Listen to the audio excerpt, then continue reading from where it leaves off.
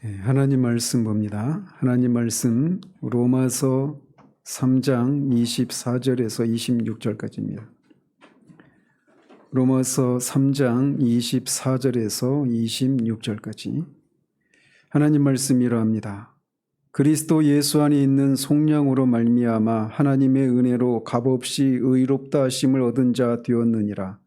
이 예수를 하나님이 그의 피로써 믿음으로 말미암는 화목제물로 세우셨으니 이는 하나님께서 길이 참으시는 중에 전에 지은 죄를 간과하심으로 자기의 의로우심을 나타내려 하심이니 곧 이때에 자기의 의로우심을 나타내사 자기도 의로우시며 또한 예수 믿는 자를 의롭다 하려 하심이라. 아멘. 지난주에는 죄인된 우리가 의롭다함을 받는 것은 오직 하나님의 은혜로 값없이 주어지는 것이다 라고 하는 사실에 대해서 살폈습니다. 즉 우리가 의롭다함을 받는 것, 즉 칭의의 근원은 하나님의 은혜입니다. 오늘 본문 중에서 24절에 26절까지에서 사도는 칭의의 근원이 무엇인지, 또 칭의의 근거는 무엇인지, 또 칭의의 수단은 무엇인지 이것을 세 가지를 다루고 있습니다. 그래서 지난주에는 칭의의 근원이 하나님의 은혜였다라고 하는 것을 살펴보았습니다. 자, 오늘은 칭의의 근거와 수단에 대해서 살펴보도록 합니다. 자, 지난주에 말씀드린 것처럼 만일 하나님이 죄인들을 그분의 은혜로 값없이 의롭다 하신다라고 한다면 그것은 어떤 것에 근거해서 그렇게 하실 수 있는가? 이것을 이제 사도가 오늘 본문에서 말을 하고 있는 겁니다. 어떻게 의로우신 하나님이 죄를 참아 보지 못하시고 죄에 대해서는 반드시 심판을 행하시는 하나님이 자신의 의와 타협하거나 또는 죄인들의 불의를 눈감아 주지 않고 불의한 자를 의롭다고 선포하는 것이 가능한가? 이 문제를 오늘 본문에서 얘기를 하고 있는 거예요. 그것에 대한 답은 그리스도의 십자가입니다. 나중에 우리가 살펴보겠지만 로마서 4장 5절에 경건하지 아니하는 자를 의롭다 하시는 하나님이라고 하는 이런 진술보다 놀라운 진술이 없습니다. 이신칭의 복음의 핵심은 바로 이것입니다. 경건하지 않은 자를 의롭다고 하시는 하나님이 하신 일. 복음은 다른 것이 아닙니다. 경건하지 않은데 경건하지 않은 자를 하나님이 의롭다고 하시는 그런 일을 하셨다. 이게 복음이에요. 우리가 예수를 믿고 우리의 삶이 어떻게 바뀌었다. 내가 이전에는 죄를 짓는 삶을 살았는데 이후에는 죄를 짓지 않게 되었다. 물론 예수 그리스도를 믿는 일에는 반드시 그것이 따라 나와야 합니다. 근데 복음의 핵심은 무엇이냐? 여전히 불의함에도 불구하고 경건하지 않음에도 불구하고 그런 자를 하나님이 의롭다고 해 주셨다라는 겁니다. 그리고 의롭다고 해 주셨는데 그냥 하나님의 은혜와 사랑이 풍성하셔서 네가 너무 불쌍하니까 내가 너를 의롭다고 해주마. 이렇게 하신 것이 아니라는 겁니다. 불경건한 자를, 불의한 자를 하나님은 의롭다고 해주셨는데 그 해주신 일이 불의하지 않은 방식으로 그런 일을 해주셨다. 그게 바로 그리스도의 십자가 사건이다 라고 말을 하는 거예요. 그래서 나중에 이제 우리가 살펴보겠지만 로마서 4장 5절은 이제 뒤에 나오는 건데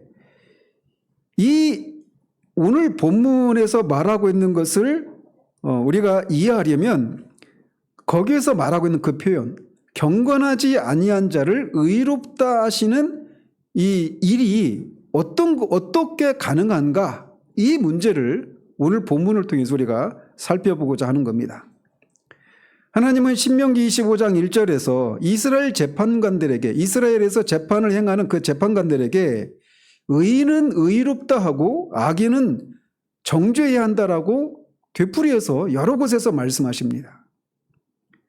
그 당연한 얘기 아니겠습니까? 의인을 악인이라고 한다든지 악인을 의인이라고 한다라고 하는 것은 있을 수가 없는 겁니다. 오늘날 우리나라의 사법 체계가 저는 정말 가장 썩은 부분이 그런 부분이라고 생각하는데 검찰이나 판사나 이런 부분에서 물론 그렇지 않은 정의로운 검사와 또 정의로운 판사들이 있겠죠. 그러나 대체적으로 보면 그런 부분에서 사법체계가 정의롭게 행사되고 있지 못하다 이런 생각을 저는 떨칠 수가 없습니다. 어쨌든 의인을 의롭다고 하고 악인을 정죄하는 것은 너무나 당연한 것입니다.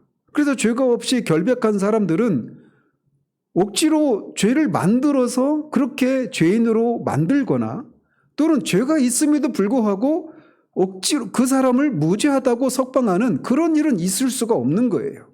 그래서 하나님이 이렇게 이스라엘의 재판관들에게 의인은 의롭다고 하고 악인은 정죄해라. 이것은 너무나 당연한 말씀입니다. 그러면서 하나님은 잠언 17장 15절에서 이렇게 또 말씀을 덧붙이십니다. 악인을 의롭다 하고 의인을 악하다 하는 이 두 사람은 다 여호와께 미움을 받느니라. 그분은 이 뇌물을 받고 악인을 의롭다고 하거나 의인에게서 어떤 의의를 빼앗는 이런 일들을 하나님은 미워하신다라고 말씀하셔요. 그래서 이사야서 5장 23절에서도 이스라엘 백성들을 책망하시는 것 중에 하나가 무엇이냐면 그들은 뇌물로 말미암아 악인을 의롭다 하고 의인에게서 그 공의를 빼앗는도다라고 하시면서 이스라엘의 죄악성을 고발하십니다. 이렇게 하나님은 의인을 의롭다고 하지 않고 악인을 의롭다고 하는 것 이런 것들을 하나님이 미워하시고 금지하고 계셔요. 뿐만 아니라 하나님은 자신에 대해서 이렇게 말씀하십니다. 출애굽 23장 7절에 거짓 일을 멀리하며 무죄한 자와 의로운 자를 죽이지 말라. 나는 악인을 의롭다 하지 아니하겠노라. 이렇게 말씀하십니다. 사람들에게도 악인을 의인이라고 하지 말라. 의인을 악인이라고 하지 말라고 금지하셨을 뿐만 아니라 하나님 자신도 악인을 의롭다 하지 않는다라고 말씀하셨단 말이에요. 그리고 우리는 이 모든 것에 대해서 당연하다고 생각합니다. 만약에 하나님이 이런 분이 아니시라면 그분은 이 우주를 공의로 판단하실 수 없는 분이 되고 마는 거예요. 그래서 아브라함이 창세기 18장에서 소돔을 위해서 중보하면서 의인을 악인과 함께 죽이심은 부당하오며 의인과 악인을 같이 하심도 부당하니이다.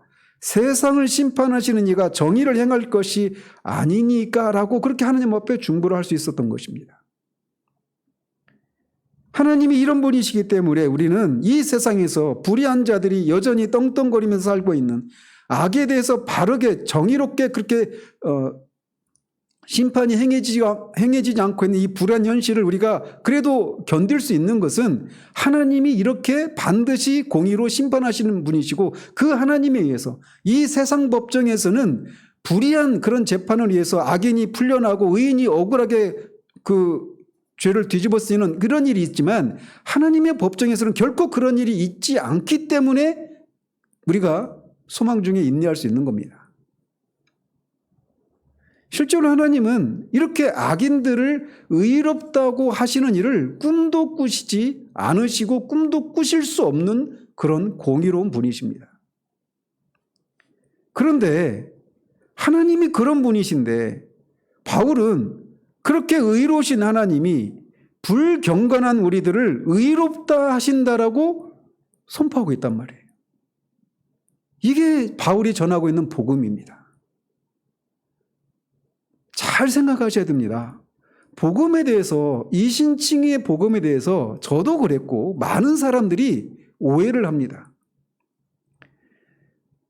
복음은 하나님이 불경건한 자를 불의한 자를 의롭게 만드시는 것에 대해서 말하는 게 아닙니다.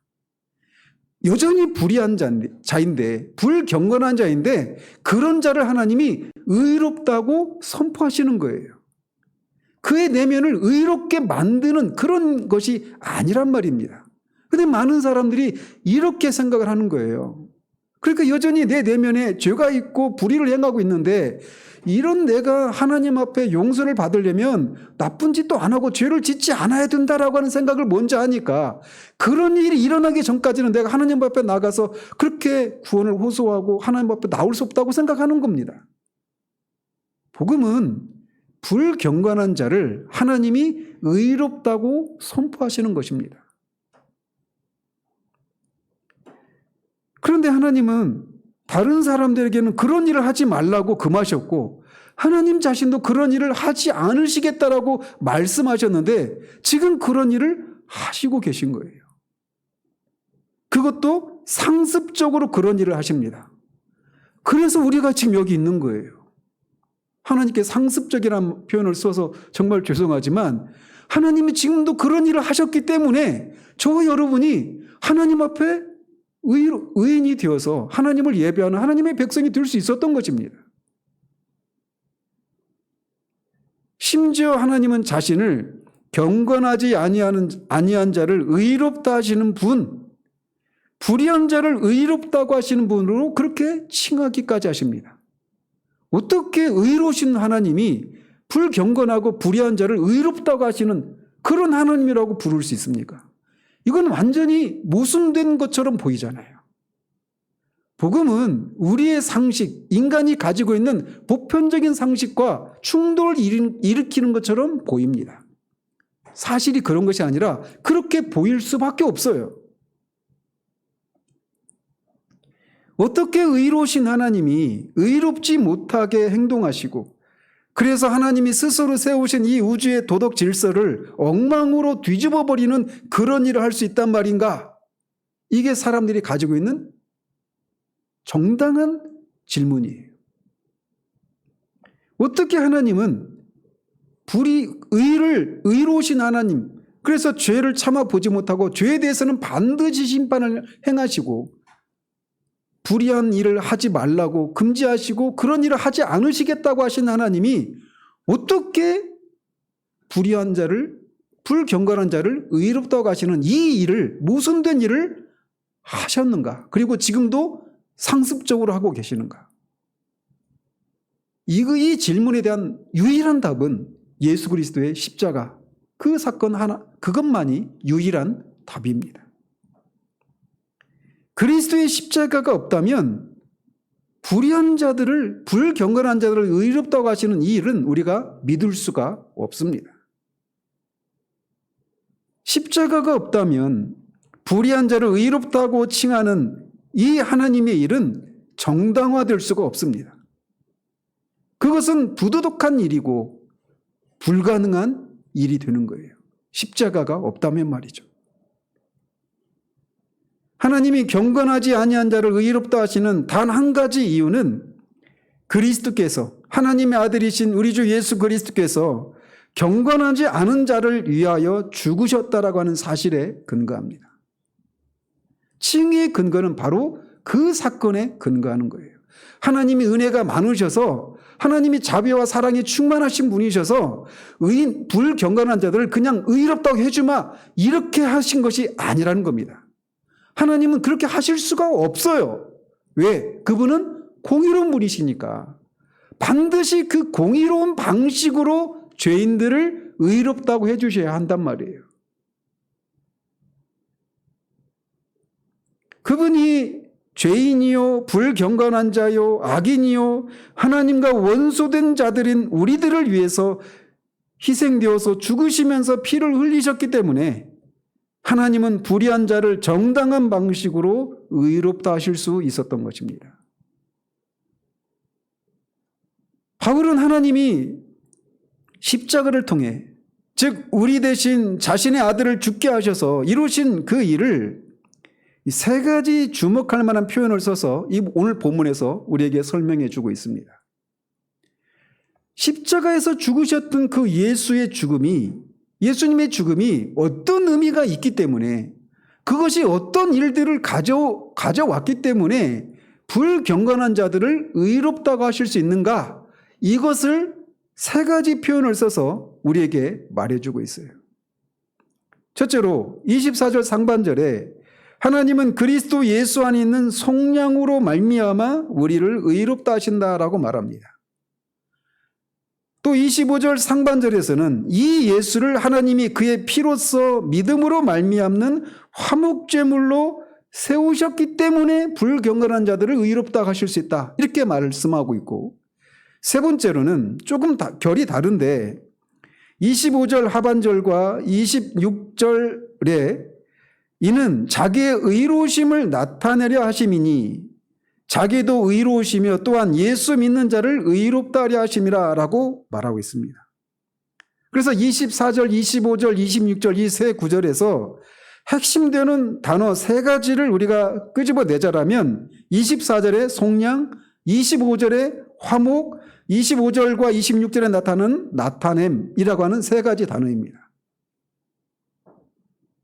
이 세 단어는 지금 복음이 선포되고 있는, 전파되고 있는 지금 일어나고 있는 일이 아니라 십자가 위에서 그리스도 안에서 또 그분을 통해서 영단번에 일어난 일이라고 하는 것을 우리에게 말해주고 있습니다.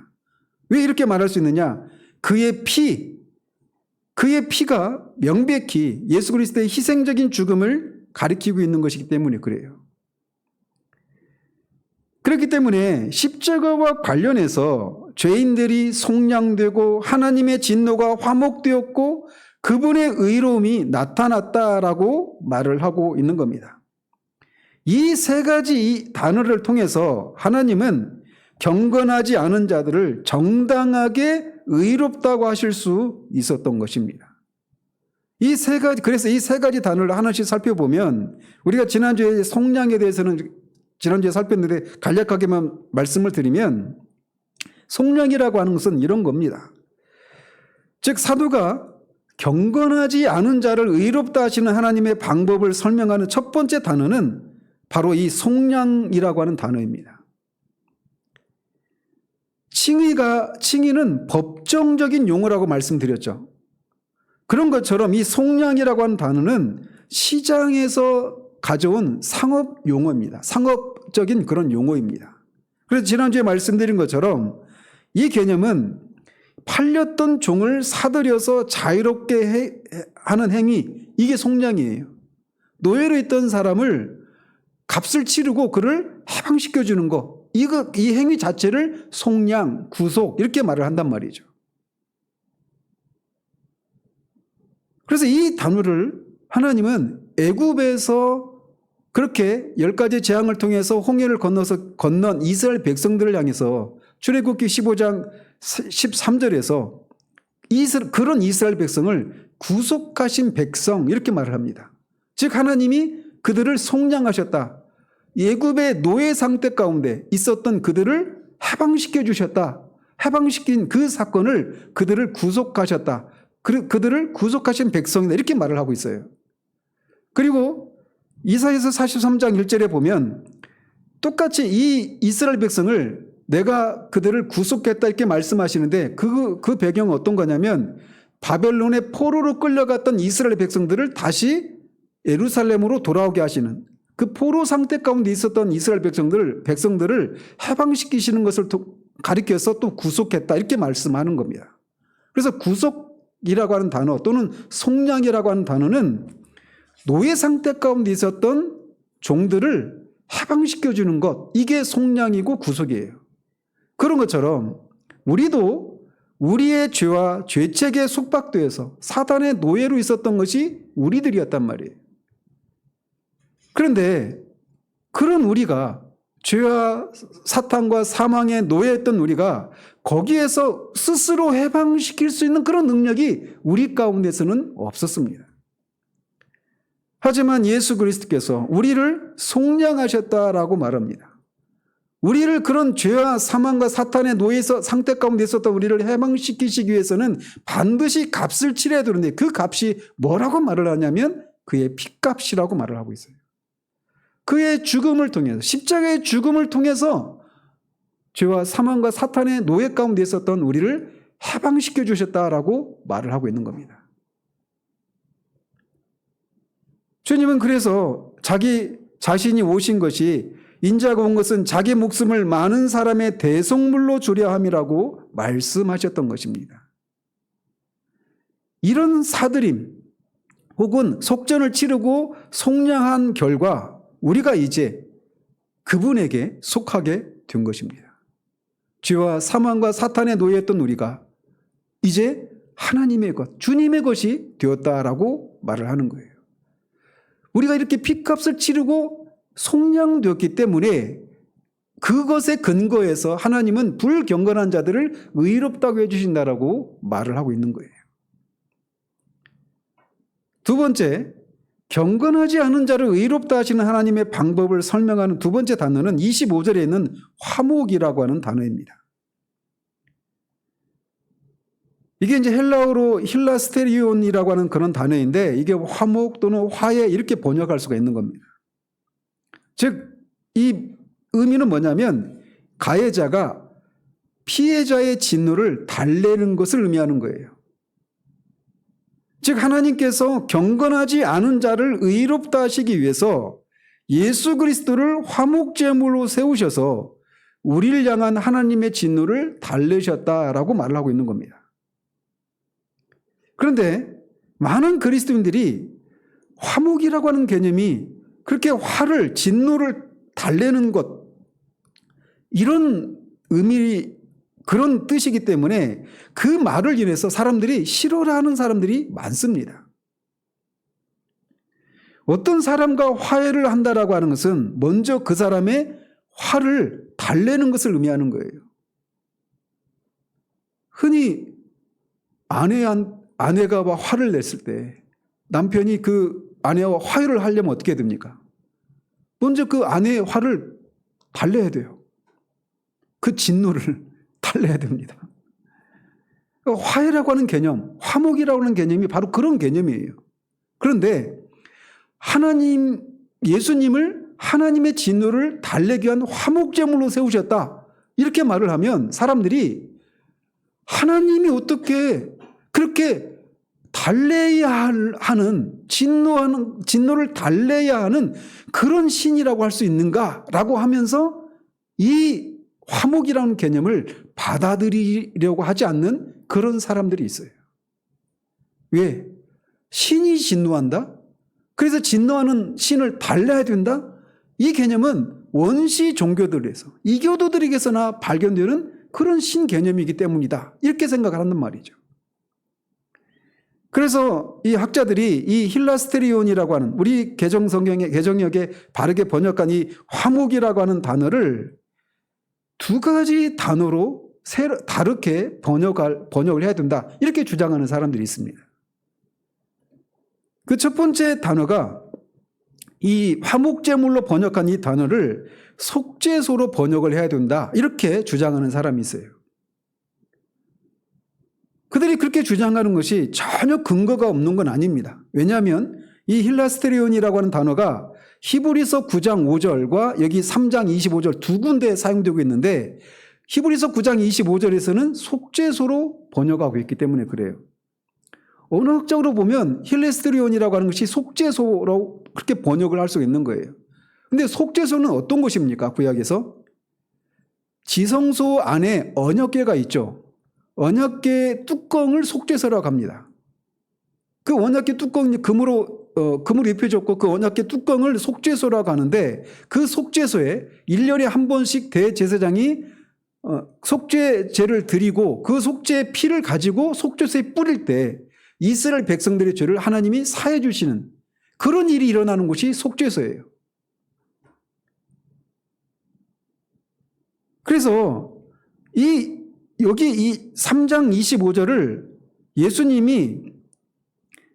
하나님이 예수님을 죄인들과 화목하는 그런 속죄소로 그렇게 세우셨다, 이렇게 주장을 하는 거예요.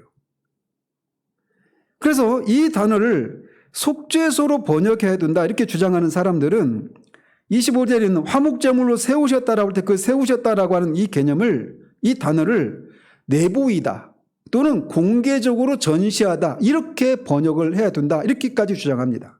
그래서 이런 주장에 따라서 이 25절 이렇게 번역을 합니다. 이 예수를 하나님이 속죄소로 공개적으로 전시하셨다, 이렇게 번역을 해야 된다, 이렇게 주장을 해요. 근데 이게 어떤 개념이냐면, 속죄소는 말씀드렸다시피 지성소 안에 있어서 사람들이 볼 수가 없죠. 근데 그 속죄소에서 하나님의 속죄 행위가, 이스라엘 백성들을 향한 하나님의 속죄가 거기서 이루어진단 말이에요. 그런데 이제는 하나님이 그렇게 감춰졌던 곳에서 일어난 일들을 이제 예수님의 십자가 사건을 통해서 공개적으로 예수님이 그렇게 죄가 일어나는 그런 속죄소가 되게 공개적으로 전시하셨다. 이렇게 해석을 해야 된다. 이렇게 주장을 하고 있는 거예요. 그런데 이렇게 번역하는 것은 히브리서 9장 25절의 문맥 속에서는 그 단어를 속죄소로 번역하는 것이 맞습니다. 그러나 로마서의 문맥 속에서는 속죄소로 번역하는 것은 바른 해석이 아니라는 거예요. 왜냐? 만약에 바울이 이 힐라스테리온이라고 하는 단어를 속죄소로 그렇게 사용을 했다라면 그 단어, 이 속죄소라고 하는 단어 앞에 정관사가 붙어야만 합니다. 왜요? 속죄소는 하나밖에 없으니까. 그래서 실제로 히브리서 9장 25절은 속죄소라고 할 때 그 원어를 보면 정관사가 붙어 있습니다. 따라서 여기서 3장 25절에서도 이 화목제물로 번역한 이 단어를 속죄소로 번역을 해야 된다라면 거기도 정관사가 붙어 있어야 되는데 정관사가 없어요. 그리고 또 다른 이유는 이 개념은 로마서와는 어울리지 않는다라는 거예요. 히브리서는 구약의 제사제도가 레위기적인 그런 배경에 있는 그 구약의 제사제도가 제사장과 제사와 그런 것들이 어떤 의미가 있는가를 풀어주고 있는 성경이에요. 그런데 로마서는 그런 히브리서와는 다른 성경이란 말이죠. 그런 면에서 갑자기 여기서 앞에서 사용되지 않았던 그런 단어를 이 속죄소라는 그런 레위기적인 배경을 가진 그런 속죄소라는 단어를 여기서 바울이 끄집어냈을 수가 없다. 이렇게 말하는 거죠. 그리고 세 번째로 그것을 속죄소로 번역할 수는 없는 세 번째 이유는 이것은 혼동을 일으키는 그리고 또 심지어 모순된 그런 번역이기 때문에 그렇습니다. 왜 그러냐면 속죄소로 번역하면 예수님을 피를 흘리고 뿌린 희생자이면서 또 동시에 그 피뿌림이 일어난 장소로 묘사하는 그런 것이 되기 때문에 그래요. 그래서 이건 모순이란 말이죠. 그래서 이 속죄소로 번역을 할 수가 없는 겁니다.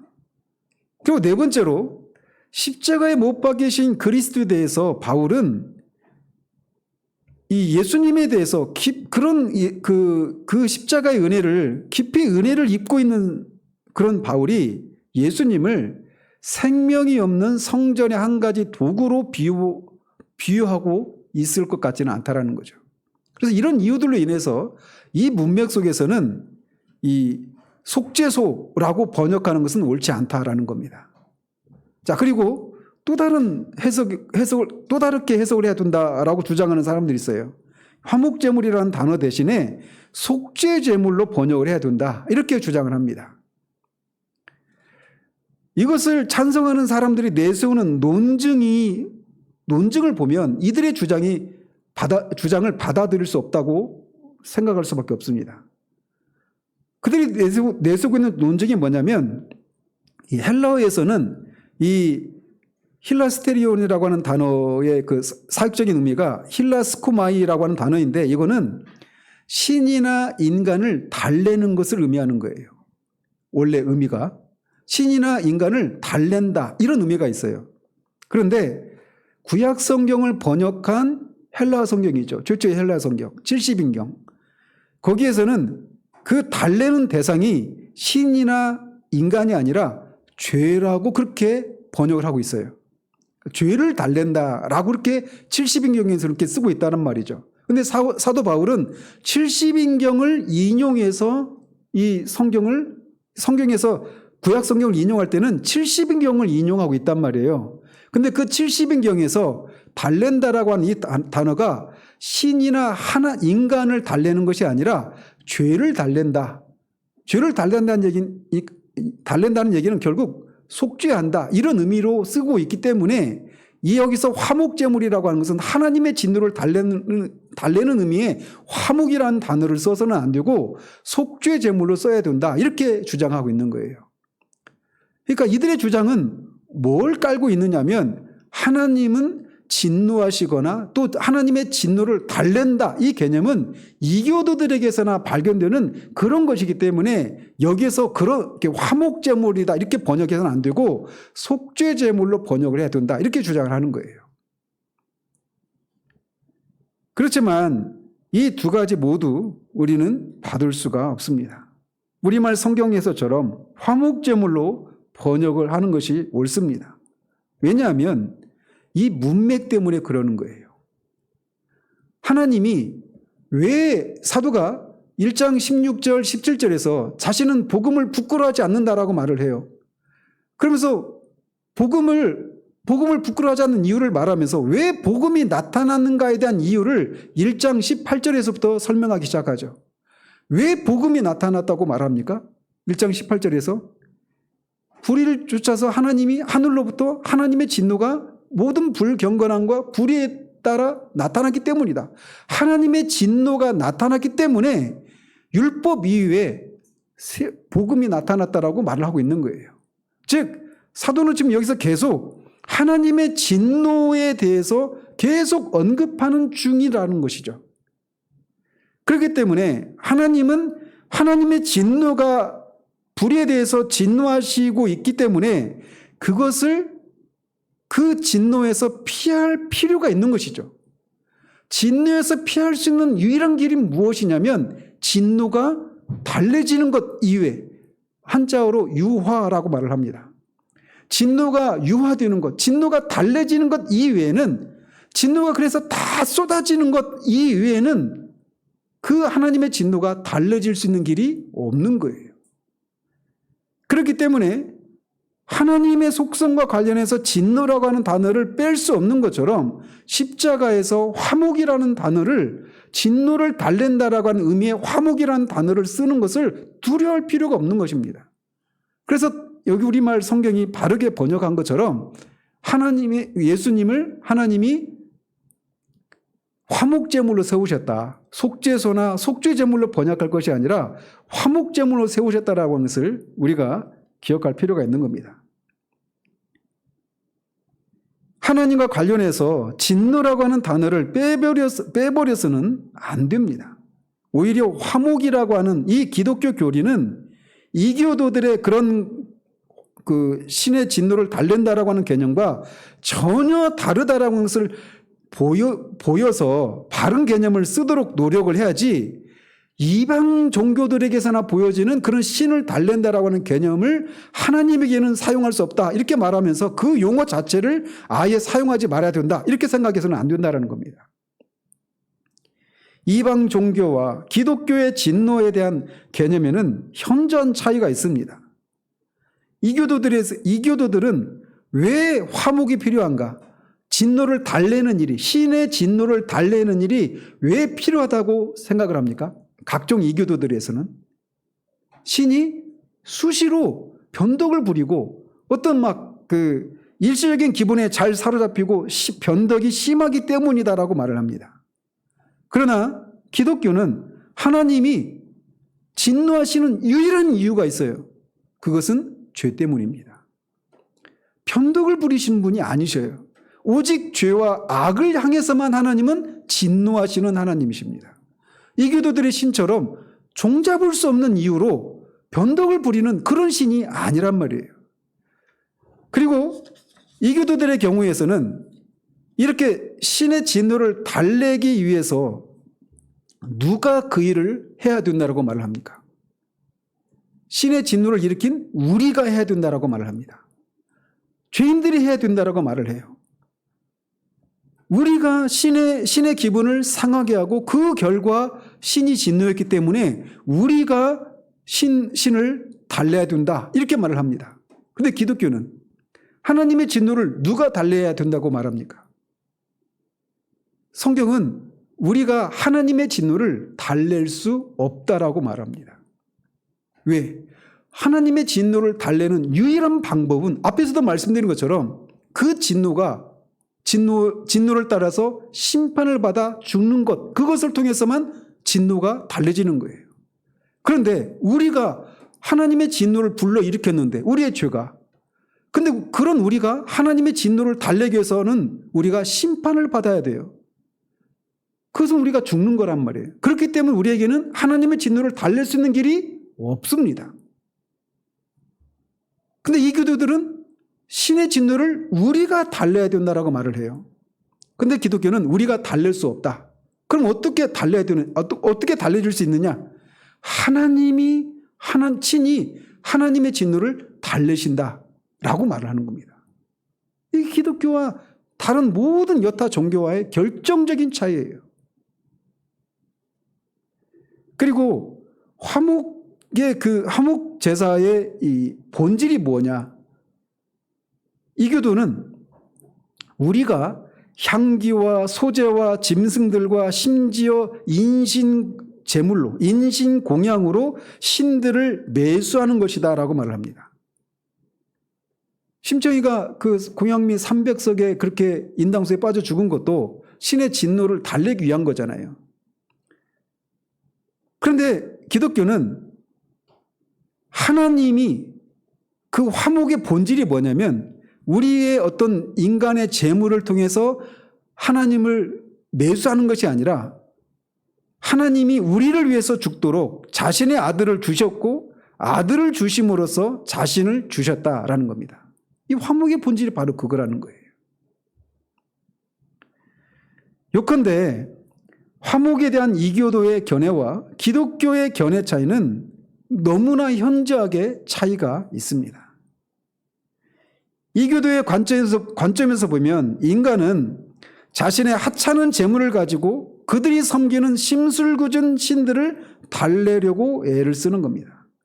그러나 기독교의 진리에 따르면 하나님의 위대한 사랑이 그분의 소중한 아들을 주는 행위를 통해서 자신의 거룩한 진노와 화목을 이루셨다라고 말을 합니다. 하나님의 아들이 우리 대신 죄를 지시고 우리 대신 죽으셨습니다. 이처럼 하나님은 그분 자신으로부터 우리를 구원하시기 위해서 아들 안에서 자신을 주신 거예요. 이게 기독교에서 말하는 화목의 본질입니다. 우리가 하나님 앞에 죄를 지어서 하나님의 진노를 샀고 하나님의 심판을 받아야 되는데 우리가 그 심판을 하나님의 진노를 달래기 위해서 우리가 가진 것을 통해서 그 진노를 달래는 것이 아니라 하나님의 진노를 하나님이 스스로 달래시기 위해서 아들에게 하나님의 진노를 쏟아 부으시는 것을 통해서 하나님의 진노를 달래셨다. 이게 기독교에서 말하는 화목이에요. 그래서 크랜필드 교수가 이렇게 말을 합니다. 하나님은 그분의 자비로 인해서 죄된 인간을 용서하기로 하셨으며 참으로 의로우시기 때문에 그들을 의로운 방법으로 용서하기로 하셨다. 즉 그들의 죄를 결코 눈감아주지 않으면서 그들이 받아 마땅한 그 의로운 진노를 그의 아들 안에서 그분 자신에게 완전히 돌리기로 하셨다라고 말을 하는 겁니다. 이게 복음입니다. 만약에 하나님이 은혜가 풍성하신 분이셔서 그냥 죄를 용서해 주셨다라면 하나님의 진노를 달래는 이런 화목의 과정이 없이 그냥 우리의 죄를 용서해 주시기만 했다라면 우리의 그 죄 용서는 불완전한 것이고 하나님 입장에서 보면 그건 불의한 일이에요. 그건 하나님이 하실 수 없는 것이고 하나님 성품에 어긋나는 일이란 말이죠. 그런데 하나님이 불경건한 저와 여러분들을 의롭다고 해주시기 위해서 우리가 받아야 될 그 하나님의 진노를 아들에게 쏟아 부으시는 것을 통해서 우리를 의롭다고 해주셨다는 거예요. 그래서 십자가에서 예수님이 그렇게 죽어가시면서 엘리 엘리 라마 사박다니를 외치셨던 것이 하나님이 그곳에서 그 3시간 동안의 흑암 가운데서 저와 여러분들이 예수 그리스도를 믿는 모든 자들이 영원한 지옥에서 영원히 받아야 될 그 하나님의 진노를 거기에서 예수님이 다 받아내셨다는 겁니다.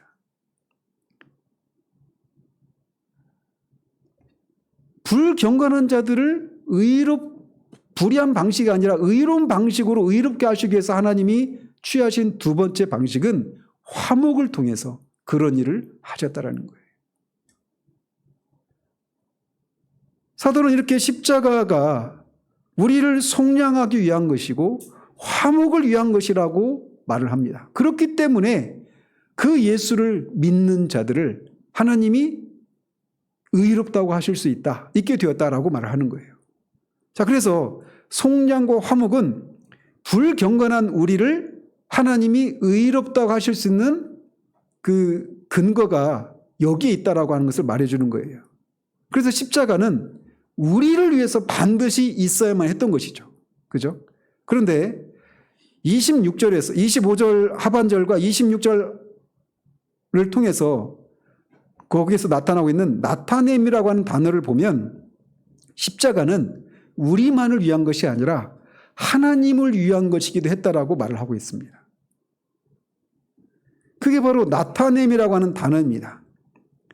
헬라어로 엔데익시스라고 하는 단어인데 이게 뭐냐면 바울은 십자가는 불경건한 자들을 의롭다 하시기 위해서 하나님께서 그리스도 안에서 하신 일이면서 동시에 하나님께서 의로운 분이라고 하는 것을 나타내는 사건이었다라고 말을 하고 있는 거예요.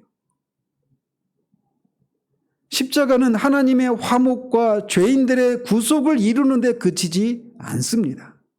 그것은 또한 하나님께서 의로우신 분이라고 하는 것을 나타내는 그런 사건이기도 한 거예요.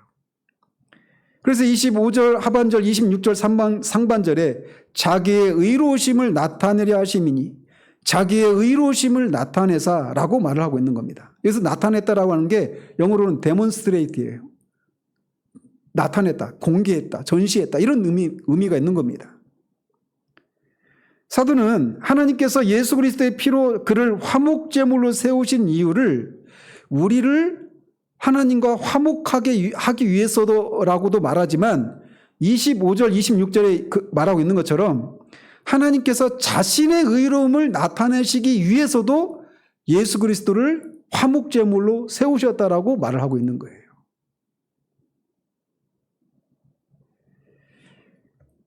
여기서 사도는 여기서 말하는 그 십자가는 우리를 위한 것이면서 동시에 하나님을 위한 것이었다라고 말을 하고 있는 겁니다.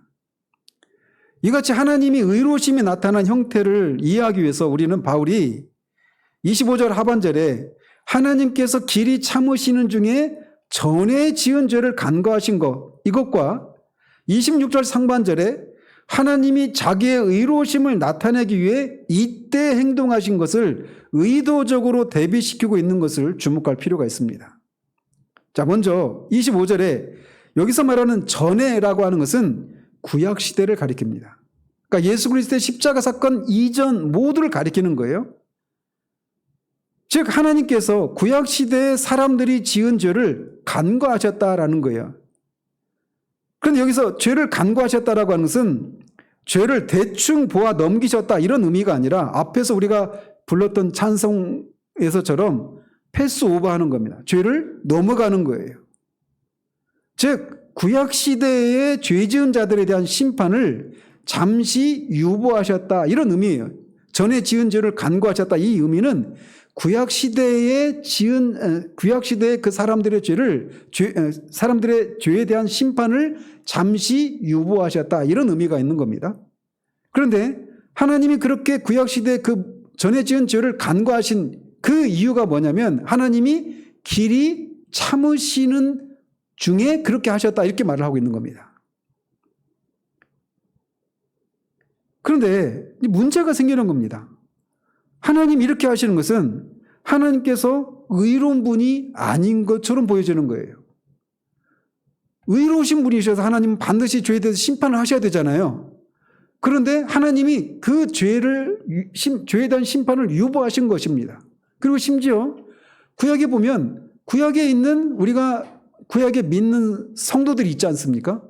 그 성도들도 죄를 짓지 않은 사람이 아무도 없어요. 그들도 다 죄인이었단 말이에요. 그런데 그들이 용서를 받았습니까? 받지 않았습니까? 용서 받았죠. 다윗이 밧세바를 범하고 우리아를 살인교사했어요. 그 죄에 대해서 하나님이 용서해 주셨습니까? 용서해 주시지 않으셨습니까? 용서해 주셨죠. 그런데 용서해 주시려면 어떻게 해야 돼요? 반드시 죄값을 치러야죠. 그러면 다윗이 자신이 저지른 그 죄값을 어떻게 치렀습니까? 눈물 콧물 흘리면서 회개하면 죄값이 치러집니까? 아닙니다. 그러면 번제나 희생제나 속죄 제사를 드리면 죄가 용서가 됩니까? 아닙니다. 구약에 우리가 착각하지 말아야 될 것은 구약에 있는 그런 제사를 드리면 그 제사 때문에 하나님이 우리의 죄를 용서해 주신 것이 아닙니다. 죄를 용서해 주시기 위해서는 반드시 죄값을 치러야 되는 거예요. 그래서 구약에 있는 많은 성도들이 죄 용서를 분명히 받았어요.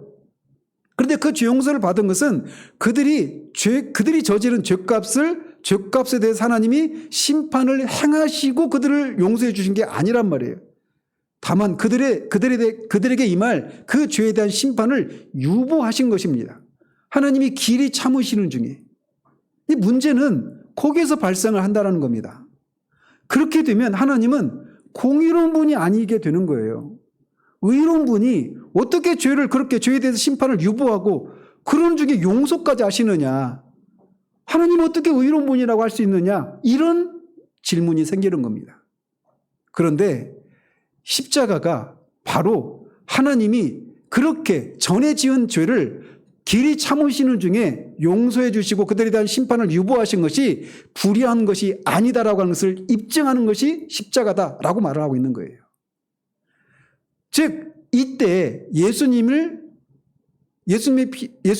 화목제물로 죽으신 것을 통해서 그 예수님의 죽으심이 예수님 당시와 그리고 예수님 이후에 저와 여러분들과 같이 예수님을 믿는 사람들의 죄만을 위해서 죽으신 것이 아니라 예수님 이전에 그 구약에 있는 성도들의 죄를 위해서도 죽으신 것이기 때문에 예수님이 구약시대의 그 죄들을 간과하신 것이 하나님이 불의한 것이 아니다라고 하는 것이 입증되었다. 뭐가? 그리스도의 십자가 사건이. 그거를 말해주고 있는 거예요. 즉 우리가 흔히 그런 얘기하잖아요. 우리가 예수 그리스도를 믿으면 우리의 과거의 죄와 현재의 죄와 짓지 않은 죄까지도 우리가 다 용서받았다라고 말하잖아요. 믿습니까? 그게 맞습니다. 그런 것처럼 예수님이 오시기 전에 분명히 믿는 성도들이 있었단 말이에요. 그들의 죄는 그들은 어떻게 용서를 받았을까요? 바로 장차 오실 자신을 위해서 구원자로 오실 그 구원자를 믿음으로 구원을 받는다라고 하는 그 하나님의 말씀을 믿음으로 구원을 받은 거예요. 즉 다른 말로 말하면 오실 메시아를 믿는 믿음으로 그들이 구원을 받은 것입니다. 그런데 구원을 받으려면 반드시 죄값을 하나님의 진노를 받아야만 된단 말이에요. 그래야 하나님이 공의로운 분이 되는 거란 말입니다. 그런데 아직 그런 일이 일어나지 않았음에도 불구하고 하나님이 그들의 죄를 용서해 주셨단 말이에요. 근데 그게 하나님이 의로운 분이 아니셔서 죄를 그냥 넘기신 것이 아니라는 겁니다. 그들의 그 죄도 예수님이 지시고 십자가에 죽으신 거예요. 그렇게 질문할 수 있죠. 아니 예수님이 그들보다 다윗만 가지고 보면 1000년 후에 오실 예수님이 십자가에 죽으신 것이 어떻게 1000년 전에 그 다윗이 지었던 그 죄를 용서할 수 있느냐? 어떻게 그게 가능합니까?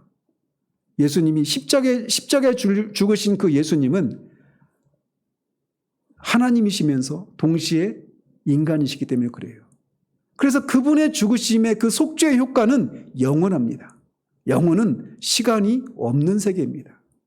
그분의 그 영단번에 드려진 그 화목제사가, 희생제사가 예수님 전과 후에 있는 그 예수님을 믿는 모든 사람들의 죄를 지시고 죽으신 그런 사건이었단 말이죠. 그래서 루터는 그렇게 얘기를 하는 거예요. 예수님이 십자가에 죽으시는 그것을 너는 이제 가늠죄를 지었던 다윗이 되거라. 너는 이제 우리아를 살인교사했던 다윗이 되거라. 너는 살인죄를 지었던 모세가 되거라. 라고 하면서 구약에 있는 그 모든 사람들의 죄를 지시고 예수님이 죽으신 것입니다. 그 안에 저와 여러분이 있었던 거예요. 우리의 모든 죄를 지시고 예수님이 그 영단번 한 번의 십자가에서 죽으신 그 죽으심을 통해서 죽으셨을 때 우리의 모든 죄를 지시고 그렇게 죽으신 것이기 때문에 그분의 그 십자가의 죽으심의 효력은 전과 후에 그렇게 미치고 영원히 효력을 가지게 된다는 것입니다. 사도는 십자가 사건이 바로 그렇게 우리를 속량하시고 하나님의 진노를 달래는 화목의 의미도 있고 그래서 우리를 하나님이 불경건하면 우리를 의롭다고 해줄 수 있는 그런 근거가 될 뿐만 아니라 하나님이 의로운 분이라고 하는 것을 나타내는 그런 사건이기도 했다라고 말을 하고 있는 겁니다.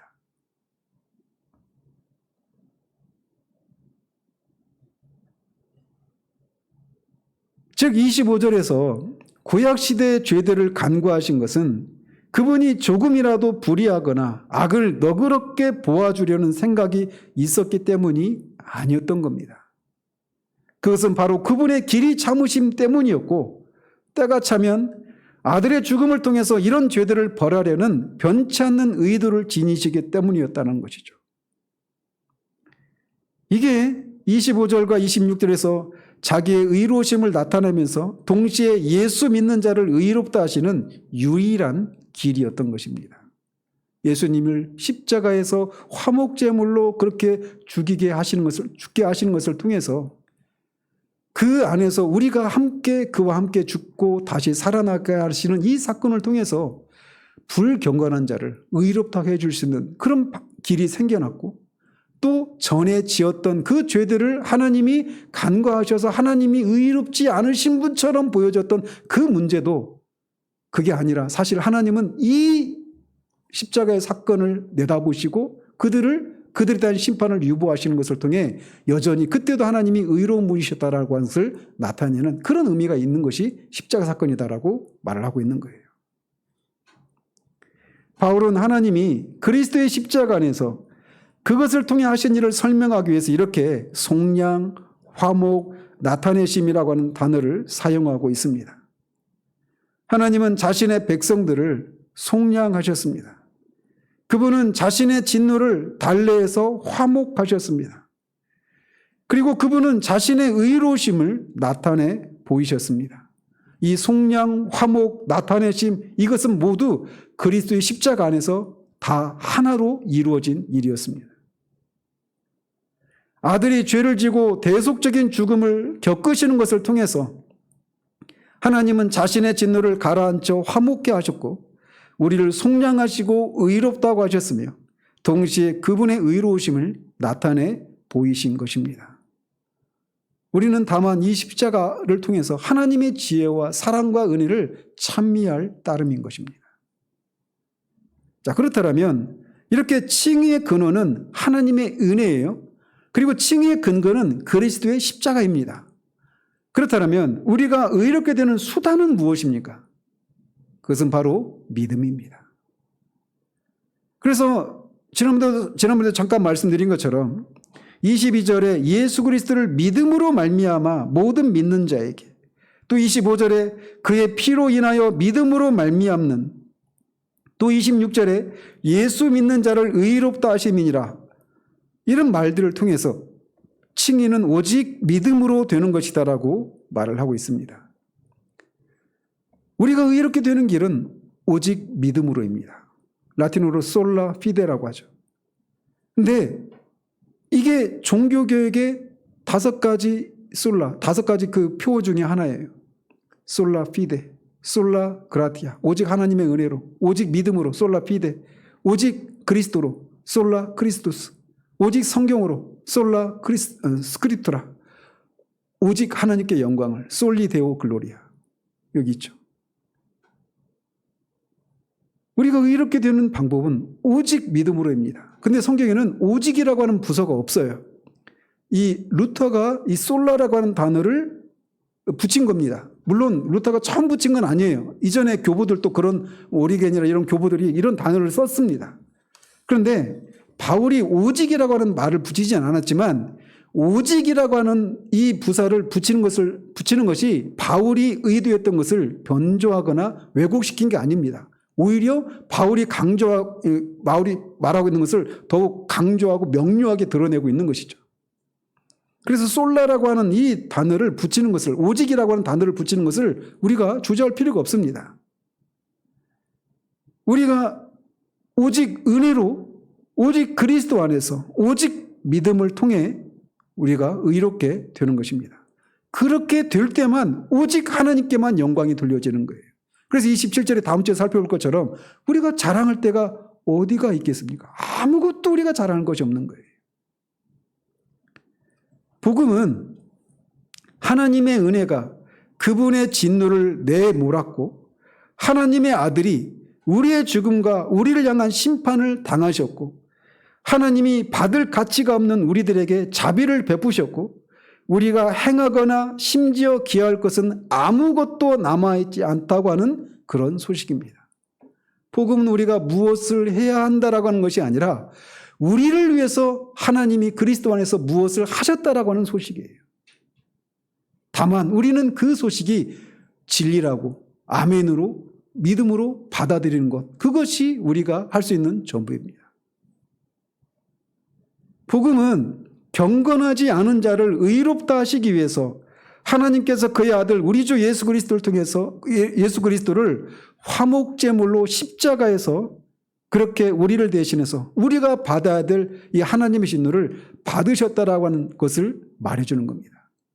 우리가 하나님 앞에 이 하나님의 진노를 받아야 되는데 그것을 하나님의 아들이 대신 받으셔서 죽으셨고 다시 살아나심을 통해서 그를 믿는 자마다 이제 죄 용서뿐만 아니라 하나님이 의롭다고 해주시고 죄를 한 번도 짓지 않은 사람처럼 여겨주시는 그런 일을 해주셨다는 겁니다. 그런 일을 다 해놓았으니 와서 받아 먹으라는 겁니다. 우리가 그냥 무엇인가를 하라는 것이 아니라 그냥 와서 그것이 진리라고 하는 것을 믿고 그것을 받아들이라는 거예요. 그게 복음입니다. 우리는 하나님의 이런 사랑과 지혜와 은혜 그리고 우리 주 예수 그리스도의 사랑에 찬송과 영광을 돌려드릴 뿐인 것입니다.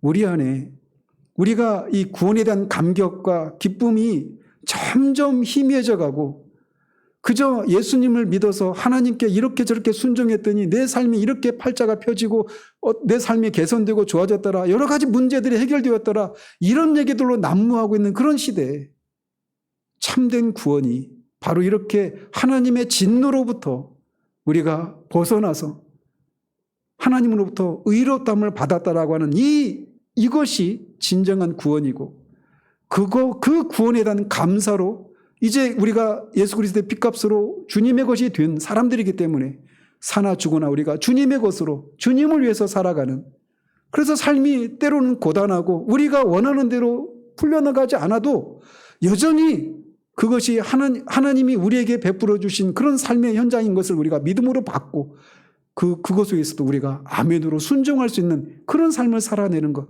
그것이 진정한 구원의 의미를 알 때 가능한 것이라는 것입니다. 그러므로 우리가 예수 그리스도 십자가에 죽으셨던 그 예수님이 우리를 속량하시기 위한 죽으심이었고 우리를 하나님의 진노를 화목하기 위한 그런 죽으심이었기 때문에 이제 그를 믿는 자마다 하나님이 의롭다게 해주신다라고 하는 이 진리를 우리가 믿고 하나님 앞에 담대히 나아가서 진정한 그런 생명을 받아 누리는 그런 우리들 되기를 바랍니다. 기도하겠습니다. 하나님 아버지, 그렇습니다. 복음은 우리가 구원을 위해서 무엇을 해야 된다라고 하는 소식이 아니라 구원받아야 되지만 스스로 구원에 이룰 수 없는 우리를 위해서 하나님의 아들을 십자가에 화목제물로 내어주셔서 그 아들에게 우리가 받아야 될 그 하나님의 진노를 다 쏟으심으로 그를 죽게 하시고 다시 살아나게 하신 것을 통해 우리가 그 예수를 믿는 우리가 이제 하나님의 진노 아래 있지 아니하고 의로운 자로 하나님 앞에 설 수 있고 하나님의 자녀가 되었다라고 하는 그 소식임을 우리가 기억할 수 있도록 도우시옵소서. 그래서 구원을 위해서 우리가 무엇을 해야 되는 것처럼 생각하고 그렇게 예수 그리스도를 믿으라고 하는 이 단순한 복음을 받아들이지 못하는 일들이 우리 가운데 아무도 없게 되기를 원합니다. 그렇게 구원에 이르는 것이 우리가 무엇을 해서가 아니라 우리를 위해서 하나님이 무엇을 하셨기 때문임을 우리가 기억하고 그 은혜를 인하여서 우리가 하나님 앞에 감사와 찬양을 올려드리는 우리들 되기를 원합니다. 우리 안에 여전히 경건하지 않은 모습이, 불의한 모습이 있음에도 불구하고 예수 그리스도를 믿는 그 믿음을 인하여서 불경건한 우리를 하나님이 의롭다고 해놓으셨고 선언하셨고 그것이 여전히 유효하다라고 하는 그 진리를 우리가 붙들고 양심이 사탄이 우리를 송사하고 참소할 때마다 우리 안에 있는 그 불의한 모습들, 죄된 모습들을 보며 이런 네가 어떻게 구원받았다라고 말하는 그 공격을 속수무책으로 당하며 있는 우리들 되지 않기를 원합니다. 예수님을 그 화목제물이 되셨던 예수님 안에서 우리 안에 있는 그 모든 죄를 하나님이 죄에 대해서 진노를 다 쏟으시고 심판을 이미 하셨기 때문에 우리가 더 이상 하나님의 정죄 아래 있지 않음을 기억할 수 있도록 도우시옵소서. 불경건함에도 불구하고 우리가 예수 그리스도 안에 있으므로 우리가 이미 의로운 자임을 우리가 늘 붙들고 그렇게 그런 싸움에서 이기는 자들 될 수 있도록 도우시기를 원합니다. 그런 은혜를 허락하신 하나님을 찬양하며 우리 주 예수 그리스도 이름으로 기도하옵나이다. 아멘.